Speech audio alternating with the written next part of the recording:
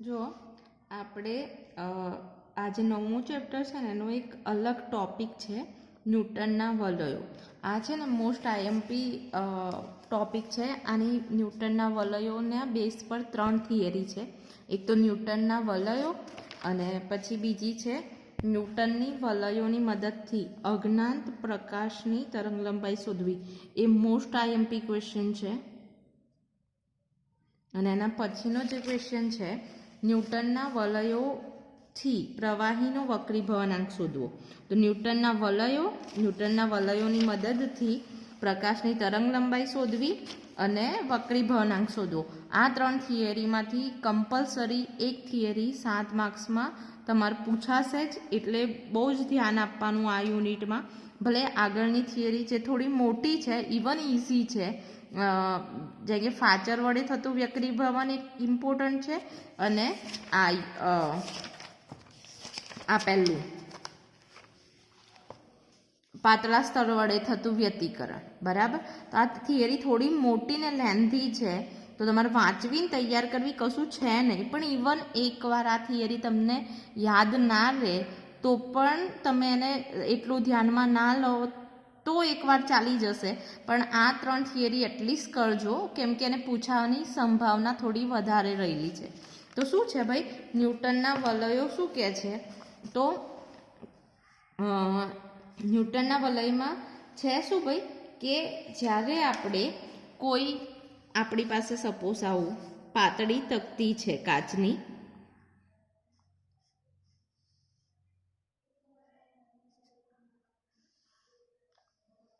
XY નામ આપી દઈએ એની સપાટી પર.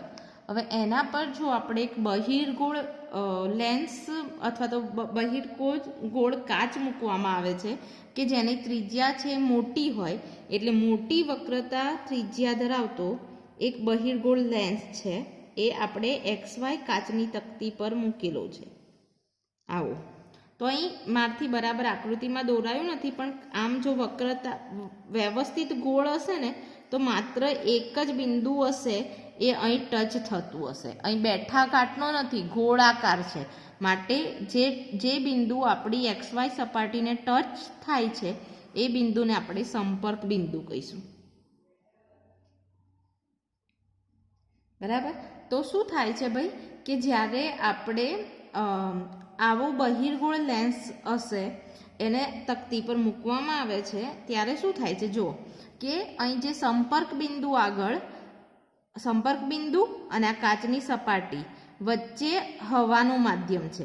પણ અહીં સંપર્ક બિંદુ આગળ તો કોઈ હવાનું માધ્યમ હશે નહીં. અને જેમ જેમ આપણે આગળ વધતા જઈશું આ બાજુ, એમ આપણું હવાનું સ્તરની જાડાઈ કેવી થશે, વધતી જશે જેમ આમ જઈશું એમ. બરાબર. તો આ આપણે એક વસ્તુ ધ્યાનમાં રાખવાની છે. તો હવે શું કરીએ છીએ આપણે, તો જ્યારે આપણે આ બહિર્ગોળ લેન્સને લંબ એક પ્રકાશ આપાત કરવામાં આવે છે લંબ રૂપે. સપોઝ એ છે PA. તો શું થશે, અહીં જ્યારે આ લેન્સ પર અથડાશે ત્યારે એનું આંશિક પરાવર્તન થશે આ રીતે, અને આંશિક એ પાસ થશે વક્રીભૂત થઈને. તો આ બીજા ગ્લાસ આ જે નીચેની તકતી છે ત્યાં એ અથડાશે. સપોઝ એ બી બિંદુ છે, તો અહીં પણ થોડું આંશિક વક્રીભવન ને આંશિક પરાવર્તન થશે. અને જે આ બે કિરણો છે એ કેવા હશે, સુસંબદ્ધ હશે, કે જેના કારણે આપણને અહીં આગળ વ્યતિકરણની ભાત આપણને જોવા મળે છે. તો ન્યૂટન અને વ્યતિકરણની ભાત જોવા મળશે એટલે આખો કોન્સેપ્ટ શું છે ભાઈ કે ફરી એકવાર જોઈ લો કે જ્યારે આપણે એક પાતળી તકતી છે કાચની XY, એમાં મોટી ત્રિજ્યાનો અહીં એક જ બિંદુ ટચ થવું જોઈએ. ખરેખર તો આ રીતે દોરીએ. બહિર્ગોળ લેન્સ મૂકવામાં આવે છે ત્યારે સંપર્ક બિંદુ આગળ હવાનું માધ્યમ નથી, પણ ત્રિજ્યાવર્તી દિશામાં આગળ વધીએ છીએ એમ આપણે હવાના માધ્યમની જાડાઈ છે T, એ શું થાય છે, વધતી જાય છે. હવે શું કહે છે કે જ્યારે હું અહીં PA કિરણ છે લંબરૂપે આપાત કરીએ છીએ ત્યારે કાચની અંદરની સપાટી વડે થોડું શું થશે? પરાવર્તન થશે અને થોડું વક્રીભવન થઈ અને પાછું એ શું કરશે? XY સપાટીને કારણે પાછું પરાવર્તન થશે અને આ જે બે કિરણો છે એ વ્યતિકરણની ભાત આપે છે.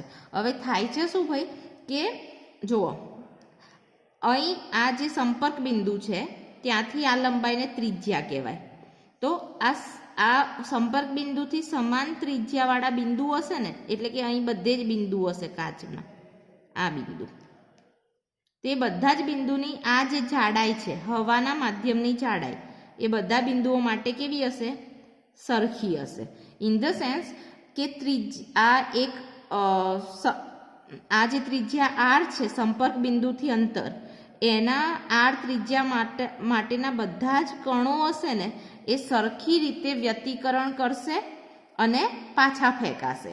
તો વ્યતિકરણની જે શરત છે, પથ તફાવતની જે શરત, એ સમાન ત્રિજ્યા માટે કેવી હશે? સરખી હશે.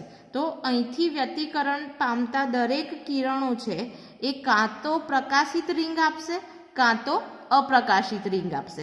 જેમ કે અહીંથી થોડી આટલી ત્રિજ્યા લઈએ તો એના માટે T' લઈએ, તો એવા બધા જ કણો હશે T' એના માટે પણ એ વર્તુળની શરત કેવી હશે? સરખી હશે. તો સપોઝ અહીં તો આપણને અહીં ન્યૂટનની વલયો કેવી મળે? તો આવી મળે. અહીં આકૃતિમાં બુકમાં બતાવી છે વ્યવસ્થિત જુઓ. તો શું થશે? સંપર્ક બિંદુ આગળ સપોઝ અંધારું મળે, પછી એના પછીની ત્રિજ્યા માટે અમુક ભાગમાં આપણને વ્યતિકરણ થઈ અને એ કિરણો કેવું આપશે?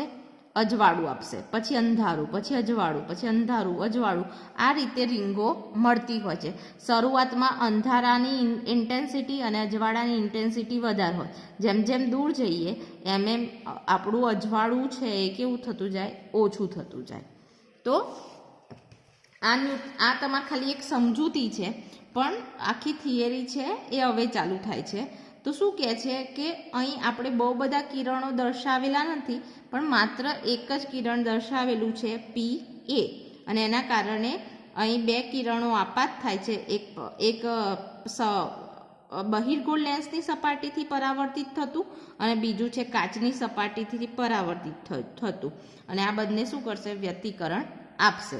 હવે તમારે શું લખવાનું ભાઈ કે આ જે વ્યતિકરણની ભાત છે ને એની સૌ પ્રથમ જેણે સંશોધન કરી અથવા તો જેણે અવલોકી એ વૈજ્ઞાનિક હતા રોબર્ટ હૂક. તો રોબર્ટ હૂક દ્વારા ન્યૂટનની વલયો છે એનું અવલોકન થયું હતું અથવા એની શોધ થઈ હતી. પછી એને સૈદ્ધાંતિક રીતે સમજૂતી જેણે આપી એ આપણા વૈજ્ઞાનિકનું નામ હતું યંગે, અને આને વ્યવસ્થિત ચોકસાઈપૂર્વક એની ગણતરી સમીકરણો જે વૈજ્ઞાનિકે આપ્યા એ છે ન્યૂટન. માટે એને ન્યૂટનના વલયો કહેવાય. બરાબર? અને ન્યૂટનના વલયોની સૈદ્ધાંતિક સમજૂતી છે એ આપણે હવે સમજીએ. તો શું છે ભાઈ? તો અહીં એક વસ્તુ આપણે કીધી છે, જેમ કે અહીં દોરેલી છે આકૃતિ, કે અહીં મોટી ત્રિજ્યાનો આપણે મોટી ત્રિજ્યાનો બહિર્ગોળ લેન્સ લીધેલો છે. તો એના કારણે શું થાય ભાઈ કે આપણું આ બિંદુ છે ને, એ બિંદુ અને C બિંદુ એ જો મોટી ત્રિજ્યાનો બહિર્ગોળ લેન્સ હોય તો આ બંને બિંદુ એકદમ નજીક છે એકબીજાના, અને એ બિંદુને વક્ર ના લેતા એ કેવા છે? સીધી લાઈનમાં જ છે એવું આપણે દર્શાવી શકીએ. અહીં ભલે આકૃતિ નાની છે, આપણને ખબર છે કે આપણી પૃથ્વી ગોળ છે, પણ એટલી મોટી ગોળ છે કે આપણને નજીક રહેલા બે બિંદુઓ છે આમ વર્તુળાકાર નથી દેખાતા, પણ કેવા દેખાય છે? સપાટ દેખાય છે. એમ આ બહિર્ગોળ લેન્સની ત્રિજ્યા મોટી છે, પરંતુ શું છે? આ બે બિંદુ એકદમ નજીક છે, માટે આપણે એવું લખી શકીએ કે સપોઝ અહીં બિંદુ છે આપણું AB અને અહીં કોઈ X બિંદુ હોય તો AB સમાંતર અહીં CA સમાંતર XB લઈ શકીએ. ઇન ધ સેન્સ આપણે એવું સમજીએ કે અહીં આવું છે, આવી સપાટી છે, આ તો સપાટી સમતલ છે, આ વક્રાકાર છે, પણ એને સમતલ લઈ શકીએ કેમ કે નજીકના બિંદુઓ છે માટે. અને હવે તો આ કઈ શરતનું પાલન થાય? પાતળા સ્તર વડે થતું વ્યતિકરણની શરત છે એ આપણે અહીં લઈ શકીએ. તો પાતળા સ્તર વડે થતા વ્યતિકરણની શરત શું છે ભાઈ? કે જ્યારે કોઈ પાતળા સ્તર વડે થતું વ્યતિકરણ હોય અને અહીં સ્તરની જાડાઈ ટી હોય તો એનો પથ તફાવત, બે કિરણો વચ્ચેનું પથ તફાવત એ કેટલું મળે છે? આપણે આગળ ભણી ગયા એ પથ તફાવત હોય છે 2μt cos r જેટલો હોય છે. અને અહીં બીજું વસ્તુ કે અહીં શું થાય છે ભાઈ કે પાતળા માધ્યમમાંથી જાડા માધ્યમ પર આપાત થઈને પાછું ફરે છે. તો પાતળા માધ્યમમાંથી જાડા માધ્યમ પર આપાત થાય તો એના પથ તફાવતમાં λ2 જેટલો વધારો થાય છે, જે આપણે આગળની થિયરીમાં ભણી ગયા છે. માટે અહીં λ/2 પણ લખાય. હવે બીજી વસ્તુ, અહીં શું છે ભાઈ? હવાનું માધ્યમ છે. અહીં હવાનું માધ્યમ છે અને હવાના માધ્યમનો વક્રીભવનાંક મ્યુ કેટલો હોય? 1 હોય. માટે અહીં થઈ જાય 2 મ્યુ બરાબર 1 એટલે 2t cos r થઈ જાય પ્લસ λ/2. અહીં લખાડવાનું કે મ્યુ એ હવાનું માધ્યમ છે માટે અહીં 1 લીધો છે. હવે બીજી વસ્તુ શું છે ભાઈ? cos r એટલે વક્રીભવન કોણ. પણ અહીં કિરણ છે ને એ કેવું છે? લંબ રૂપે આપાત થાય છે. તો લંબ રૂપે આપાત થાય ને તો કિરણ સીધું જ અહીં જો લંબ રૂપે આપાત થાય તો એનું વક્રીભવન વધારે થાય. અહીં વક્રીભવન વધારે થાય નહીં. એટલે વક્રીભવન વધારે ના થાય એટલે વક્રીભવન કોણ કેટલો થઈ જાય? 0 થઈ જાય. એટલે અહીં cos r લંબ રૂપે આપાત થાય છે કિરણ. અહીં લખવાનું કે અહીં AB કિરણ લંબ રૂપે આપાત થતું હોવાથી અહીં ખૂણો r બરાબર કેટલો થઈ જાય? 0. માટે આ પથ તફાવત કેટલો થઈ જાય? પથ તફાવત છે 2t cos 0 λ/2 જેટલો. cos 0 ની કિંમત કેટલી છે? cos 0 તો 1 એટલે આ થઈ ગયું 2t λ/2. સમીકરણ 1 છે આ. હવે જુઓ આ 2t ની વેલ્યુ છે ને આપણે આરના ફોર્મમાં મેળવવાની છે. એટલે અહીં એક બીજી આકૃતિ ડ્રો કરવાની. તો અહીં શું થશે ભાઈ કે આવી આકૃતિ છે આપણી.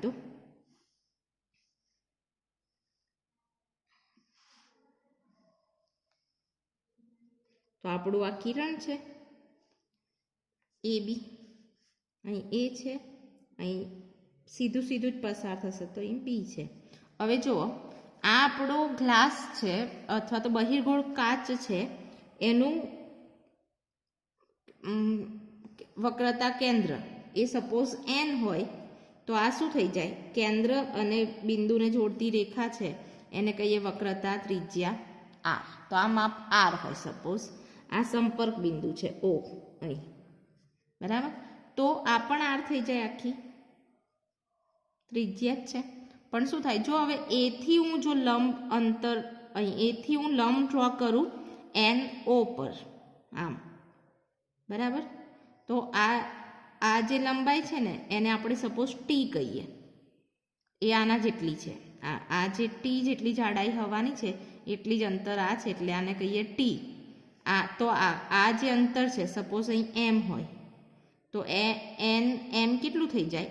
r માંથી t જાય એટલું, એટલે r - t થઈ જાય. આ અંતર કેટલું હશે ભાઈ? અહીંથી અહીંની જે ત્રિજ્યા હશે લંબ આ અંતર જેટલું હશે એટલે એને rn કહીએ, સ્મોલ r. ખબર પડી? તો અહીં શું કર્યું ભાઈ? આ આપણું બહિર્ગોળ લેન્સ છે એનું વક્રતા કેન્દ્ર n છે, n થી A પર ત્રિજ્યા r છે, n થી O છે એ પણ r થાય.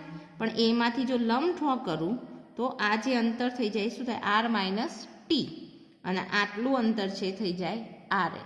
હવે જુઓ હું આટલા માટે પાયથાગોરસનો પ્રમેય યુઝ કરું એટલે કે ત્રિકોણ NMT માટે પાયથાગોરસ પ્રમેય પ્રમાણે શું થઈ જશે? તો આ કર્ણ છે તો NM² NA² એ કેટલો થઈ જાય? આ બંનેના વર્ગોના સરવાળા જેટલો, એ કે NO² અને આખું સોરી એન એમ સ્ક્વેર, આ ત્રિકોણ લેવું છે ને આપણે તો, અને એમ એ સ્ક્વેર. તો એન એ સ્ક્વેર કેટલું થઈ ગયું? આરનો વર્ગ જેટલું. એન એમ સ્ક્વેર એટલે એ તો છે આર માઇનસ ટીનો વર્ગ, અને આ છે આર એન સ્ક્વેર, આનું મૂલ્ય. તો માટે અહીં લખીએ આરનો વર્ગ, અહીં સોલ્વ કરો તો આરનો વર્ગ માઇનસ 2ab એટલે 2rt પ્લસ ટીનો વર્ગ, અહીં આર એન સ્ક્વેર. આ આર એન આ બાજુ આવી જાય તો જતો રહે, એટલે અહીં તો થઈ ગયું 0. અહીં થઈ ગયું minus 2rt plus t square r n square. આ માઇનસ 2rt આ બાજુ જતું રહે તો થઈ જાય પ્લસ, એટલે થઈ જાય 2rt ઇક્વલ ટુ ટીનો વર્ગ આર એન સ્ક્વેર. સમીકરણ 2. હવે લખવાનું જો અહીં શું છે કે આપણું આ ટી છે ને ઘણું નાનું છે કમ્પેર ટુ આર એન, અને નાની વસ્તુનો વર્ગ પણ બહુ નાનો થાય, માટે અહીં આપણે સમીકરણ 2માંથી ટીનો વર્ગને અવગણતા. તો અહીં લખીએ સમીકરણ 2માં ટીના વર્ગને ટી સ્ક્વેરને અવગણતા. કેમ અવગણ્યો છે ભાઈ? કેમ કે અહીં કારણ કે અહીં શું છે ભાઈ, આપણું ટી છે એ ઘણો નાનો છે કમ્પેર ટુ આર એન, બરાબર. તો માટે આપણને આ સમીકરણ છે એ શું મળશે? આવું મળશે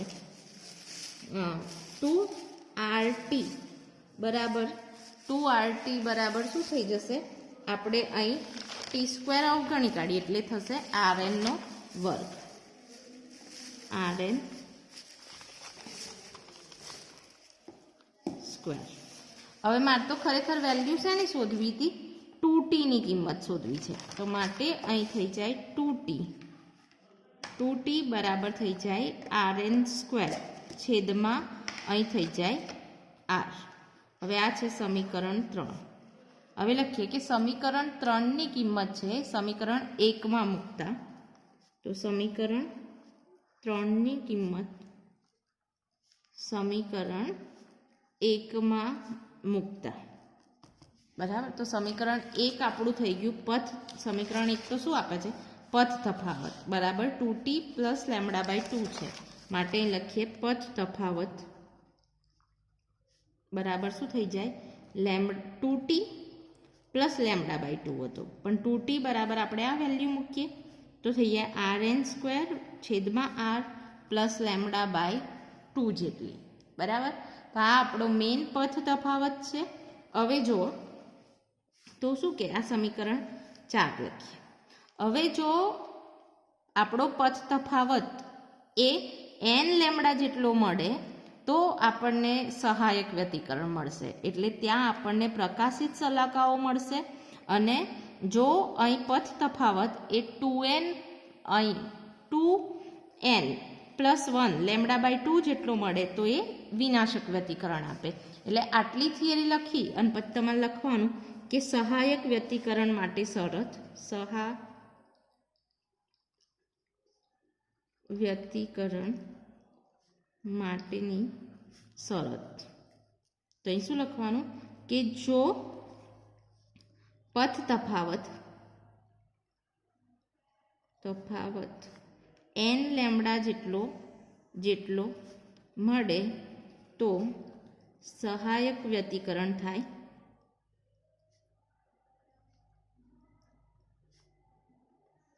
અને તે આપણને પ્રકાશિત શલાકા આપે.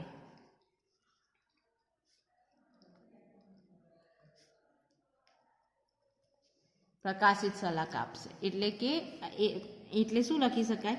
અહીં n લેમડા જો પથ તફાવત મળે તો n લેમડા બરાબર શું લખી શકાય?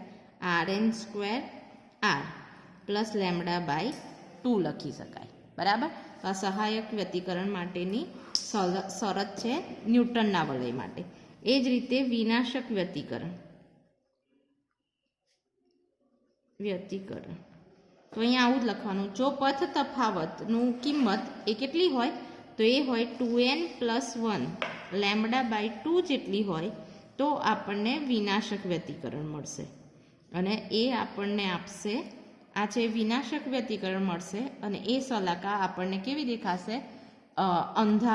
અંધારું દેખાશે એટલી શલાકા માટે. હવે શું છે ભાઈ, એક બીજો ટોપિક મીન્સ આમાં જ આગળ છે. આપણે તમને ખાલી એવું લખે કે ન્યૂટનની શલાકા, ન્યૂટનના વલયો વિશે વાત કરી અને એની સહાયક અને વિનાશક વ્યતિકરણની શરત મેળવો, તો આ થિયરી આટલા સુધી લખવાની અને ખાલી એવું લખે કે ન્યૂટનનો વાદ સમજાવો, તો આગળ પણ આપણે જોવાનું.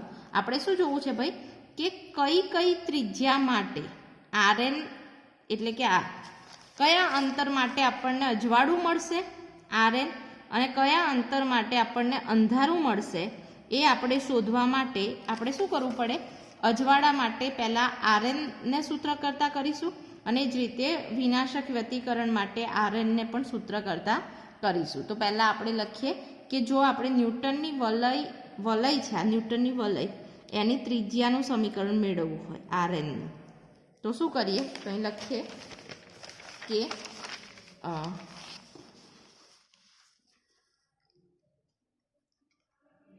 ન્યૂટનની વલયની ત્રિજ્યા શોધવા માટે તો પહેલાં સહાયક વ્યતિકરણ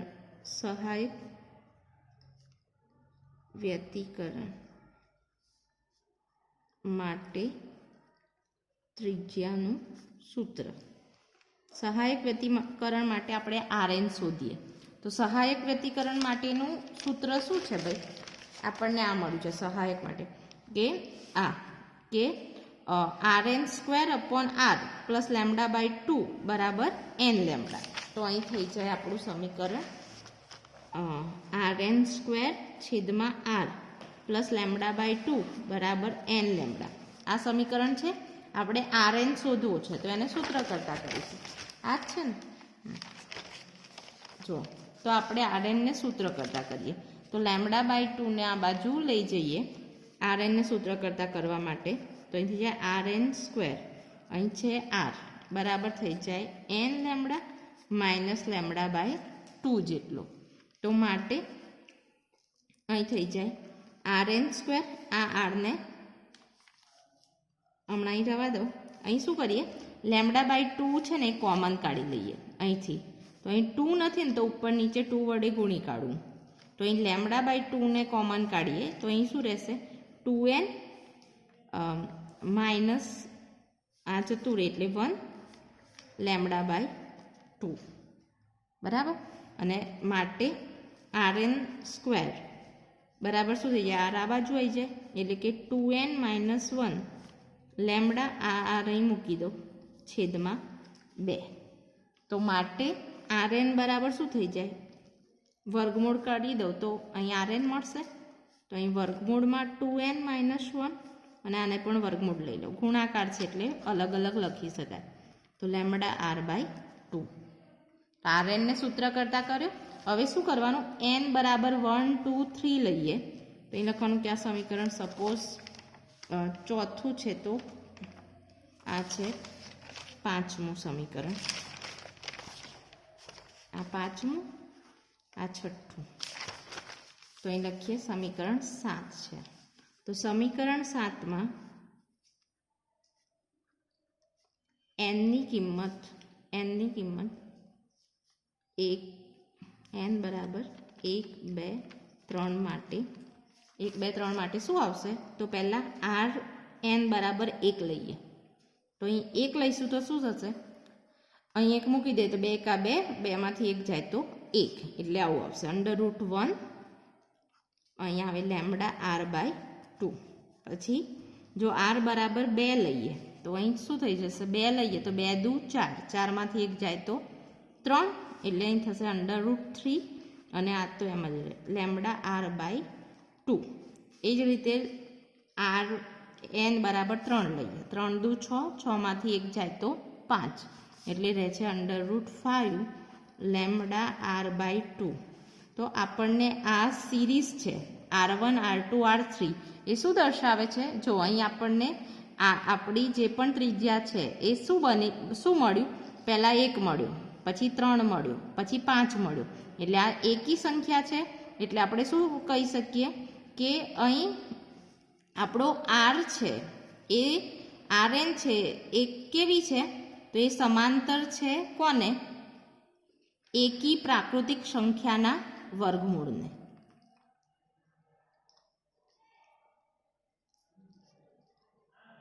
બરાબર. એટલે અહીં કહી શકાય કે ઉપરની સિરીઝ પરથી આપણને ખબર પડે છે કે સહાયક વ્યતિકરણ માટેના વલયોની ત્રિજ્યા એ એકી પ્રાકૃતિક સંખ્યાના વર્ગમૂળના સમપ્રમાણમાં હોય છે. અને આ જ રીતે આપણે આરએન છે એને આપણે વિનાશક વ્યતિકરણ માટે મેળવીએ. તો અહીં લખીએ વિનાશક વ્યતિકરણ માટે આરએનનું મૂલ્ય.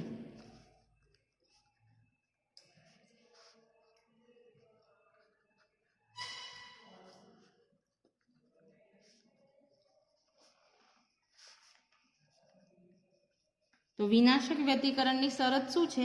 અહીં આપણે મેળવી હતી સમીકરણ 6 માં. એ છે 2n + 1 λ/2 rn² છેદમાં r પ્લસ λ/2 જેટલી છે. આપણે rn ને સૂત્ર કરતા કરવું છે. પહેલાં આમ લખી દઈએ. ચલો આને પહેલાં આ બાજુ લખીએ. તો rn² છેદમાં r λ/2 આ છે. તો અહીં થઈ જાય 2n + 1 λ/2 માટે rn² છેદમાં r λ/2. પહેલાં આપણે આ કૌંસ છૂટો કરીએ. અહીં ગુણી કાઢીશું અંદર, તો આ 2 2 તો જતા રહેશે, એટલે રહેશે n લેમ્ડા વત્તા અહીં ગુણાશે તો λ/r.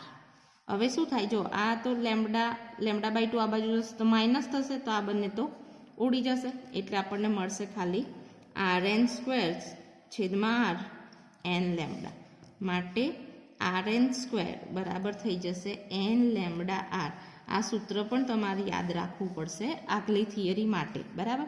તો આ છે આપણું સમીકરણ 8. તો હવે આપણે શું કરીએ? અહીં nની 1 2 3 કિંમતો મૂકીએ. તો સમીકરણ 8માં n બરાબર 1 2 3 મૂકતા આપણને શું મળશે? તો અહીં લખવાનું કે પહેલી આ શું દર્શાવે છે ભાઈ? એક વસ્તુ ભૂલી ગયા આપણે, તો rn² મળ્યું માટે rn બરાબર તો શું થઈ જશે? અહીં વર્ગમૂળ કરીએ, એટલે હું અહીંયા હટાવી દઉં છું. તો અહીં વર્ગમૂળ કરી દઈએ. તો અહીં પહેલી અંધારાવાળી સલાકા મેળવવા માટેનું સૂત્ર શું મળશે? તો પહેલી સલાકા વિનાશક વ્યતિકરણથી મળતી પહેલી સલાકા r1 કરીએ તો અહીં શું થશે? n બરાબર 1 મૂકીએ તો અહીં થઈ જાય 1 અને આ લેમ્ડા r તો અંદર એમ જ રહે. એ જ રીતે r2 મૂકીએ તો √2 લેમ્ડા r. એ જ રીતે n બરાબર 3 મૂકીએ તો √3 લેમ્ડા r. આ શું દર્શાવે છે ભાઈ? તો લખવાનું કે ઉપરની ત્રિજ્યાનું મૂલ્ય દર્શાવે છે કે આપણને વિનાશક વ્યતિકરણ માટે મળતી ન્યૂટનની સલાકાઓ એ આપણી પ્રાકૃતિક સંખ્યા આ 1 2 3 છે, તો પ્રાકૃતિક સંખ્યાના વર્ગમૂળના સમપ્રમાણમાં હોય છે. ખબર પડી? સહાયક વ્યતિકરણમાં શું હતું? પ્રાકૃતિક એકી સંખ્યા હતી, 1 3 5 હતી, અને અહીં શું છે? માત્ર પ્રાકૃતિક સંખ્યાના વર્ગમૂળના સમપ્રમાણમાં છે. એક બીજો પોઈન્ટ કે જ્યારે સંપર્ક બિંદુ હોય ને, સંપર્ક બિંદુમાં બિંદુ આપણને પ્રકાશિત મળશે કે અંધારું મળશે એના માટે. તો સંપર્ક બિંદુ માટે પથ તફાવત કેટલો હતો? પથ તફાવતનું સૂત્ર તો આપણને ખબર છે. પથ તફાવત એ હતો 2t + λ/2. પણ સંપર્ક બિંદુ આગળ હવાનું માધ્યમ હોતું નથી, એટલે હવાના માધ્યમની જાડાઈ t બરાબર શું લખી શકીએ? 0 લખી શકીએ. તો એ માટે પથ તફાવત આપણને શું મળે? λ/2 જેટલો મળે. અને λ/2 પથ તફાવત એ વિનાશક વ્યતિકરણ દર્શાવે.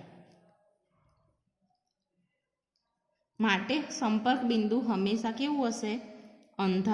અંધારું આપણને આપશે. એમાંથી પસાર થતા કિરણો છે એ આપણને અંધારાવાળો સ્પોટ આપે છે. તો આ જે થિયરી છે એને વ્યવસ્થિત બુકમાં બહુ લાંબી લાંબી છે, પણ તમે વ્યવસ્થિત સમજો તો એકદમ ઇઝી થિયરી છે. તો અહીં આનું વર્ણન જ કર્યું છે કે આકૃતિમાં શું છે, પણ મોટી ત્રિજ્યાવાળો બહિર્ગોળ લીધો છે એ તમારે જોવાનું. આ અહીં લખેલી છે, બુકમાં પણ વ્યવસ્થિત જ લખેલી આપેલી છે, એ જોઈ લો. આ મોસ્ટ આઈએમપી થિયરી છે ને આના પરથી જ આપણે બીજી 2 થિયરી છે એને આપણે ગણીશું. બરાબર.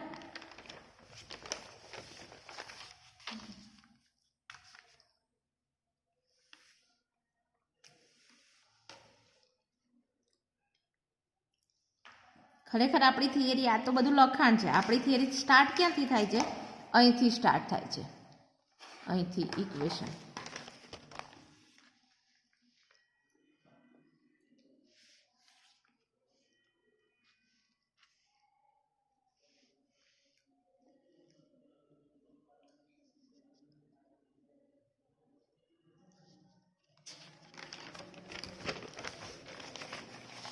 આ ન્યૂટનની વલયોની ત્રિજ્યા માટેની શરત છે જે આપણે ભણ્યા.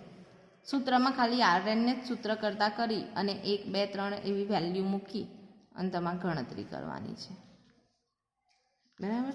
અને લાસ્ટમાં આપણે કરીશું સંપર્ક બિંદુ માટે શું મળે. તો સંપર્ક બિંદુ હંમેશા કેવું રહે છે? અપ્રકાશિત. કેમ કે એને તફાવત λ/2 મળે છે માટે. કાલે આપણે શું કરીશું કે ન્યૂટનની વલયની મદદથી અજ્ઞાત પ્રકાશની તરંગ લંબાઈ શોધવાની મોસ્ટ આઈએમપી થિયરી ભણવાના છીએ.